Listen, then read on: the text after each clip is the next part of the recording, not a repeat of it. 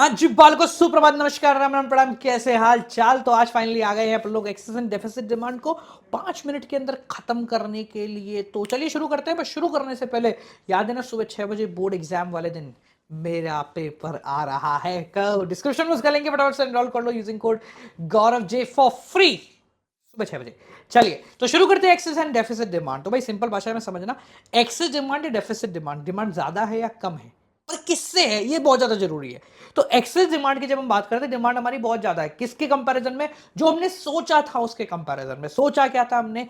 Accent excess demand, accent demand. तो भाई accent demand के बारे में हम पिछले 2 चैप्टर के अंदर पढ़ रहे हैं, यानी जो एडी के बारे में हमने पढ़ा है, एडी इक्वल टू एएस पिछले चैप्टर में करा है।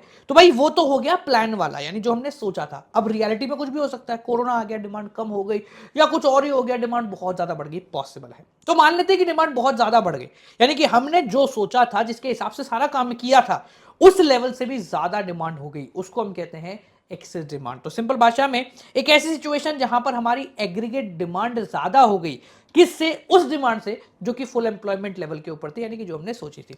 एक्सेस डिमांड से इन्फ्लेशनरी गैप बन जाता है, यानी कि जो डिफरेंस है वो महंगाई को जनरेट कर देता है। अब एक्सेस डिमांड क्यों होती है? देखो कई वजह हो सकती है, जैसे आपकी प्रोपेंसिटी टू कंज्यूम बढ़ गई, लोग ज्यादा कंजम्पशन करने लग गए, टैक्स सरकार ने कम कर दिए तो आपके पास ज्यादा पैसा आ गया, इंपोर्ट कम हो गए तो अंदर से सामान आ गया, एक्सपोर्ट बढ़ गए तो और डिमांड हो गई, इन्वेस्टमेंट आपकी बढ़ गई है, सरकार ने एक्सपेंडिचर कम कर दी है। ठीक है, 1 मिनट रुक जाओ।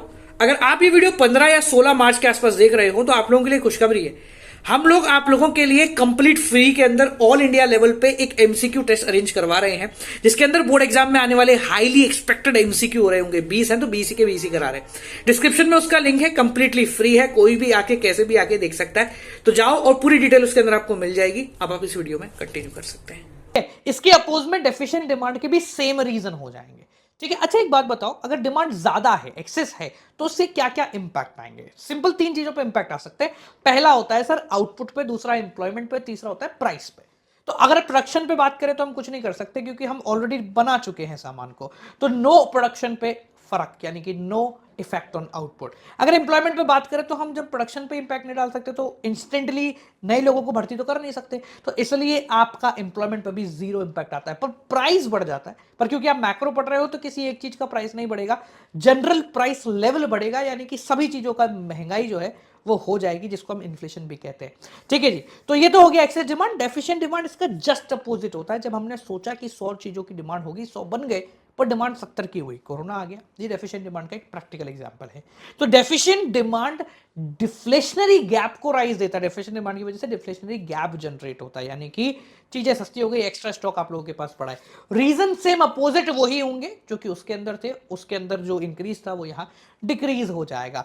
इंपैक्ट में हम आउटपुट पे फर्क डाल सकते हैं, क्योंकि डेफिसिट डिमांड है, पुराना ही सामान नहीं बिका तो हम अब की बार कम बनाएंगे तो प्रोडक्शन कम होगा। एम्प्लॉयमेंट हम ले ऑफ कर देंगे, यानी कि लोगों को नौकरियों से निकाल देंगे, क्योंकि हमारे पास डिमांड ही नहीं है।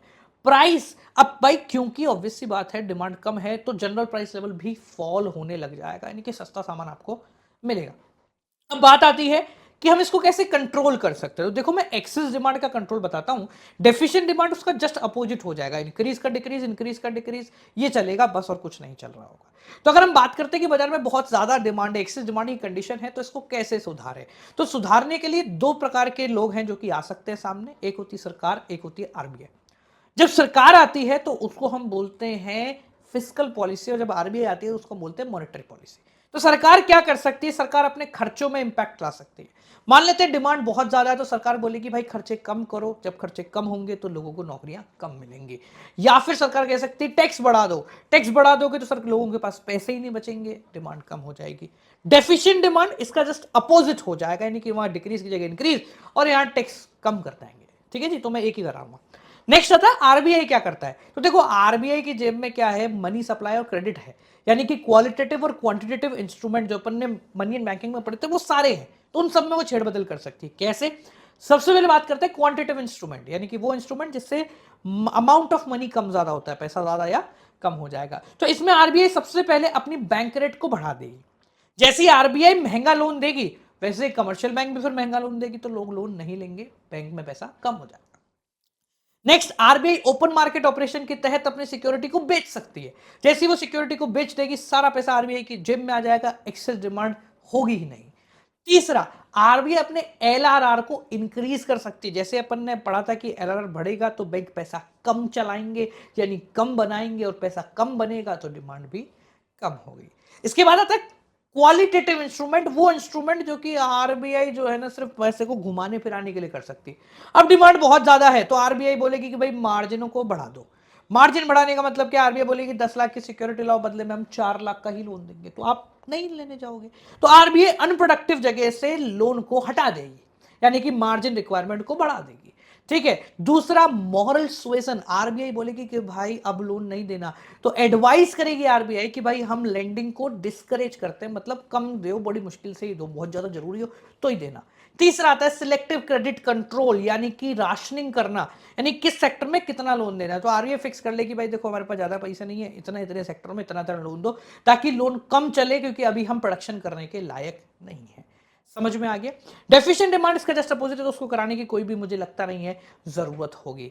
ठीक है जी, तो ये एक्सेस एंड डेफिशिएंट डिमांड आपकी एडीएनएस की पूरी यूनिट खत्म हो गई। इस तरह छोटे छोटे टॉपिक्स की वीडियो आपको ऑलरेडी इस चैनल के ऊपर दिख जाएगी। मिलते हैं आप लोगों से अगली वीडियो के साथ। और टेलीग्राम चैनल पे आपके डाउट सॉल्व हो चुके होंगे, जिनको नहीं पता है डिस्क्रिप्शन में टेलीग्राम के चैनल का लिंक है, फ्री में अपने वीडियो सॉल्यूशन लीजिए, डाउट सॉल्व